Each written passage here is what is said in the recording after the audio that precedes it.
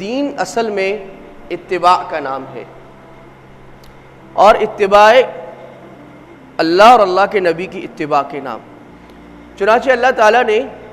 قرآن مجید میں یہ بات واضح طور پہ فرمائی ہے، قُلْ إِن كُنتُمْ تُحِبُّونَ اللَّهَ فَاتَّبِعُونِي۔ اگر تمہیں اللہ کی محبت کا دعویٰ ہے، اللہ کے عشق کا دعویٰ ہے، یہ دعویٰ ہے کہ ہم اللہ کے عاشق ہیں، یہ دعویٰ ہے کہ ہم بڑے پکے مسلمان ہیں، یہ دعویٰ ہے کہ ہم سب سے اعلیٰ مسلمان ہیں، یہ دعویٰ ہے کہ ہم عشق رسول کے اعلیٰ درجے پر ہیں، تو پھر اپنا کردار پیش کرو، فَاتَّبِعُونِی، میری پیروی کرو، یحببکم اللہ، نتیجہ کیا نکلے گا؟ اللہ تم سے محبت کرے گا، وَیَغْفِرْ لَكُمْ ذُنُوبَكُمْ، اور اللہ تعالیٰ تمہارے گناہوں کو معاف کر دے گا۔ یہاں اللہ نے یہ نہیں بات فرمائی کہ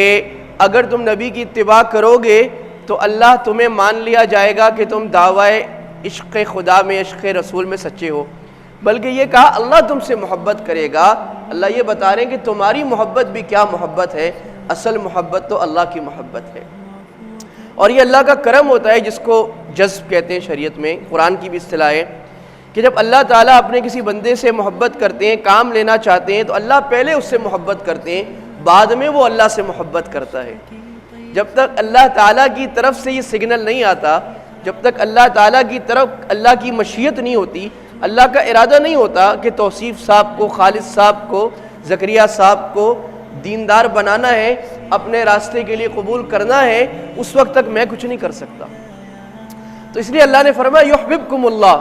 یہ نہیں کہا کہ رسول کی کامل اتباع کے بعد تمہیں یہ سند مل جائے گی کہ تم اللہ کی محبت کرنے والے ہو، بلکہ فرمایا اللہ تم سے محبت کرے گا، اور اللہ جس سے محبت کرے دنیا آخرت کی ساری بھلائیاں اس کو مل جاتی، اس کے نتیجے میں ہم اللہ سے محبت کریں گے۔ اللہ کی جو ہم سے محبت ہے اس کے نتیجے میں ہماری جو اللہ اور اللہ کے رسول سے محبت ہے وہ بہت تھوڑی ہے، اللہ کی محبت بہت زیادہ ہے۔ یحببکم اللہ ویغفر لکم ذنوبکم۔